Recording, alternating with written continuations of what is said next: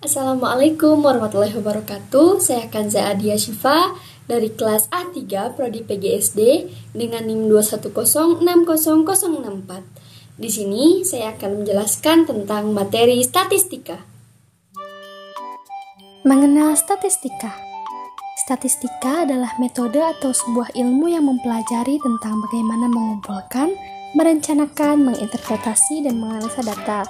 Biasanya, data yang dikumpulkan dalam statistika berupa angka-angka, sedangkan statistik merupakan hasil data yang ditampilkan dalam bentuk tabel hingga grafik.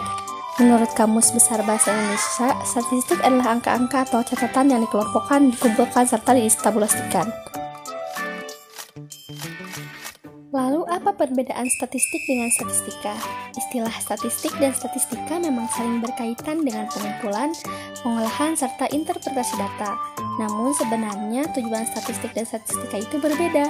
Seperti dijelaskan sebelumnya, statistik merupakan hasil data yang ditampilkan dalam bentuk tabel hingga grafik, sedangkan statistika secara umum memiliki tujuan yakni untuk mengubah data serta informasi acak menjadi sebuah data statistik yang bisa dipahami.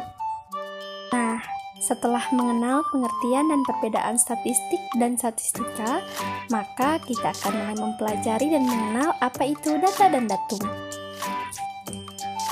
Datum adalah informasi atau keterangan yang diperoleh dari suatu pengamatan yang berupa angka, simbol, atau bahasa. Sedangkan kumpulan beberapa datum disebut data. Dengan demikian, data adalah bentuk jamak dari datum yang belum memiliki arti penuh dan masih memerlukan suatu pengolahan. Sehingga dapat disimpulkan bahwa perbedaan data dan datum dibedakan dilihat dari pengertiannya. Datum adalah keterangan atau informasi yang diperoleh dari suatu pengamatan dapat berupa angka, lambang, atau sifat. Kumpulan datum dinamakan data. Bilangan-bilangan seperti angka 2400, 2200, 2700, 3100, dan 3500 dinamakan datum. Sedangkan kumpulan dari bilangan-bilangan tersebut dinamakan data. Contohnya harga ayam potong, naiknya harga bahan bakar, dan anak sekolah. Baiklah, setelah mengenal data dan datum, maka kita akan lanjut pada materi pengumpulan data. Mean, modus, dan median. Apa itu mean, modus, dan median? Mean merupakan nama lain dari nilai rata-rata dari keseluruhan data yang didapat.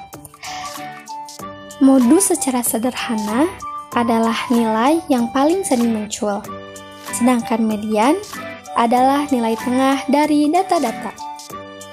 Kemudian kita masuk pada materi cara menghitung nilai rata-rata atau mean. Mean adalah nilai rata-rata dari keseluruhan data yang didapat.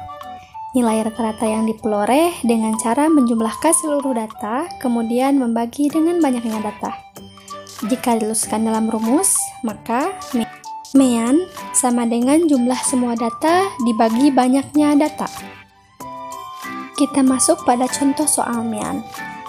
Rudy mengerjakan tes matematika sebanyak 8 kali dan memperoleh nilai sebanyak berikut, yaitu 6, 6, 7, 7, 8, 9, 7, 8, dan 5.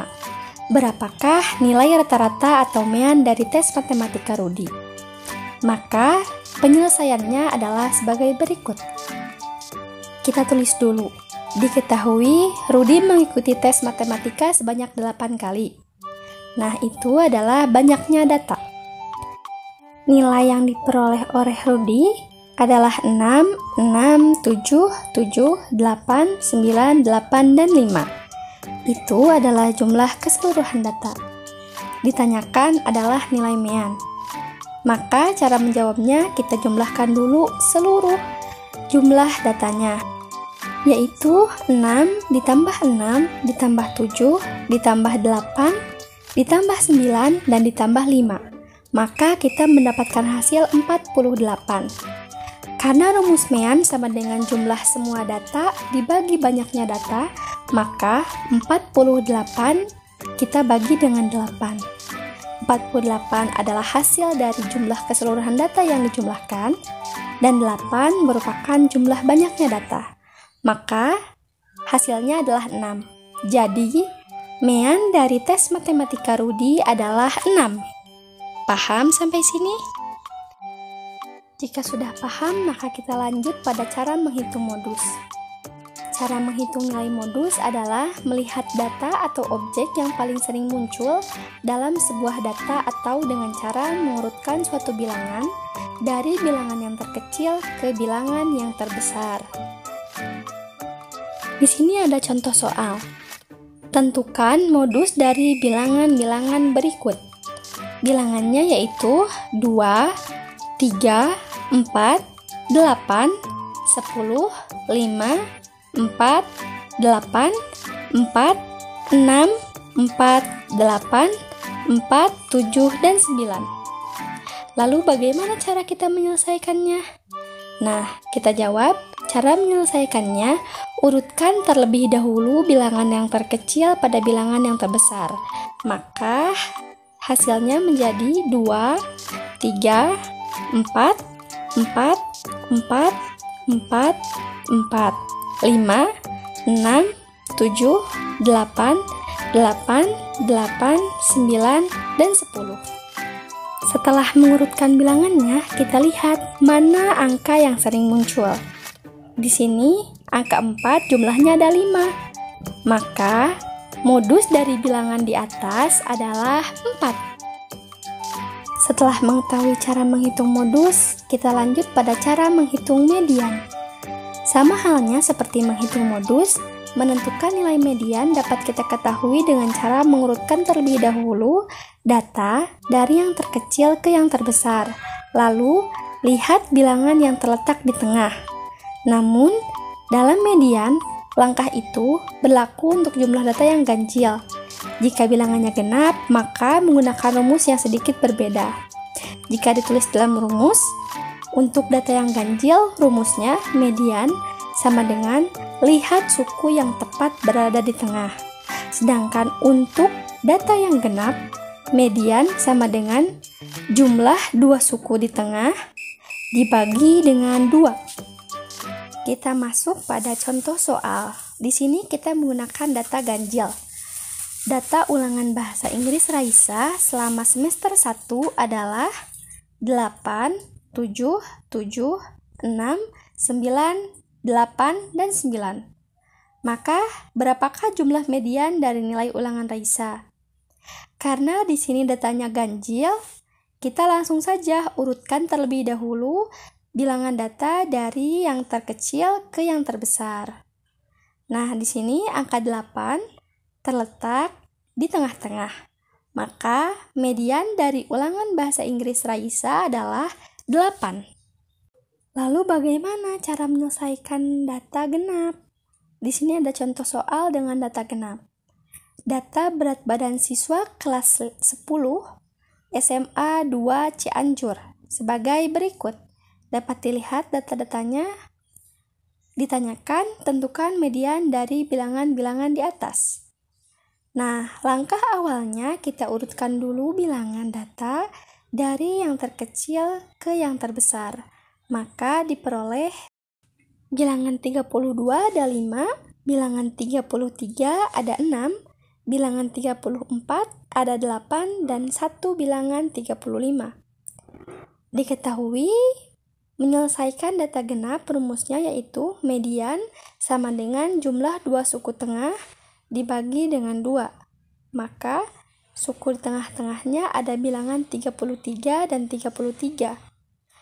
33 ditambah 33 dibagi 2. Maka hasilnya 66 dibagi 2 sama dengan 33. Jadi median dari bilangan-bilangan di atas adalah 33. Setelah memahami dan mengenal pengumpulan atau penyajian data dalam median, modus, dan mean, maka kita masuk pada materi diagram. Diagram adalah suatu presentasi simbolis informasi dalam bentuk geometri 2 dimensi sesuai teknik visualisasi. Kadang, teknik yang dipakai memanfaatkan visualisasi 3 dimensi yang kemudian diproyeksikan ke permukaan 2 dimensi. Jenis diagram ada beberapa macam, yaitu ada diagram garis, diagram batang, diagram lingkaran, dan juga tabel. Penyajian data dalam bentuk diagram. Menyajikan data dalam bentuk diagram berarti data-data tersebut kita susun dan dibuat dalam bentuk gambar atau lambang. Oleh karena itu, penyajian data dalam bentuk ini akan jauh lebih menarik. Terdapat 3 jenis penyajian data dalam bentuk diagram, yaitu yang pertama ada diagram batang. Biasanya digunakan untuk menjadikan data yang dapat dikategorikan atau dikelompokkan. Sedangkan diagram garis biasanya digunakan untuk menyajikan data yang berkelanjutan atau kontinu, seperti jumlah penduduk setiap tahun, jumlah produksi barang setiap tahun, perubahan iklim dan cuaca pada rentang waktu tertentu, dan lain sebagainya. Lalu ada diagram lingkaran. Biasanya digunakan untuk menyajikan data yang dapat dikategorikan atau dikelompokkan. Di sini data digambarkan dalam bentuk lingkaran yang terbagi menjadi beberapa juring. Juring-juring ini dapat dinyatakan dalam bentuk persen atau derajat. Jika juring dinyatakan dalam persen, maka untuk satu lingkaran penuh, total persentasenya adalah 100%. Sementara jika juring dinyatakan dalam derajat, maka untuk satu lingkaran penuh, total sudutnya adalah 360 derajat. Masuk pada penyajian data dalam bentuk tabel. Penyajian data dalam bentuk tabel itu berarti kita menyajikan data dengan cara menyusun data dalam kolom dan garis, tabel baris, dan kolom. Tabel ini digunakan untuk data yang hanya memiliki satu kategori atau kelompok saja. Misalnya, data yang kita peroleh dari hasil pengamatan padi, ada pensil, pulpen, penghapus, rautan, dan lain-lainnya. Nah, data tersebut bisa digunakan dalam satu kategori atau kelompok. Lalu kita masuk pada contoh soal. Nomor 1, di bawah ini tabel nilai ulangan matematika kelas 5. Tentukan nilai rata-rata dari tabel di atas. Nomor 2, tentukan nilai modus dari bilangan berikut. Ada 2, 4, 6, 3, 6, 7, 9, 10, dan 7. Nomor 3, buatlah diagram batang dari data-data berikut. Data berat badan siswa SD kelas 4. Ada 29, 30, 28, 31, 30, 29, 27, 29, 31, 30, 28, 27, 29, 28, 30, 28, 27, 29, 31, dan 28. Mari kita selesaikan satu persatu. Nomor 1, diketahui data dalam tabel nilai ulangan matematika kelas 5. Yang ditanyakannya nilai rata-rata atau mean dari tabel tersebut. Lalu kita jawab. Rumus yang tadi, mean, sama dengan jumlah semua data dibagi dengan banyaknya data. Nah, dalam tabel, jumlah datanya sudah diketahui, yaitu 300. Dan banyak datanya adalah 40. Maka, tinggal kita bagi saja 300 dibagi 40, hasilnya 7,5. Jadi, mean dari tabel data ulangan matematika kelas 5 adalah 7,5. Lalu kita lanjut pada nomor 2. Diketahui bilangan 2, 4, 6, 3, 6, 7, 9, 10, dan 7. Ditanyakannya modus dari bilangan tersebut. Maka cara menyelesaikannya, urutkan terlebih dahulu bilangan dari yang terkecil ke yang terbesar. Maka diperoleh sebagai berikut. 2, 3, 4, 6, 6, 7, 7, 9, dan 10. Lalu lihat bilangan yang terletak di tengah-tengah bilangan berapa. Di sini ada bilangan 6, maka modus dari bilangan tersebut adalah 6. Nomor 3, diketahui data berat badan siswa kelas 4 SD. Ditanyakan bentuk diagram batang dari data tersebut. Maka yang pertama kita lakukan mengurutkan bilangan dari yang terkecil sampai yang terbesar. Kemudian agar lebih mudah kita masukkan data tersebut dalam sebuah tabel. Maka data tersebut jika sudah diubah dalam sebuah tabel akan jadi seperti berikut. Nah, setelah mengubah data ke dalam tabel, maka langkah berikutnya data tersebut tinggal kita ubah dalam diagram batang. Maka bentuk diagram batangnya akan seperti ini. Begitulah bentuk diagram batangnya. Baiklah, setelah mengenal, membaca, dan mengerjakan contoh-contoh soal mengenai materi statistika dan data, maka diharapkan saya dan kita semua dapat lebih memahami mengenai materi statistika dan cara mengerjakan soal-soalnya.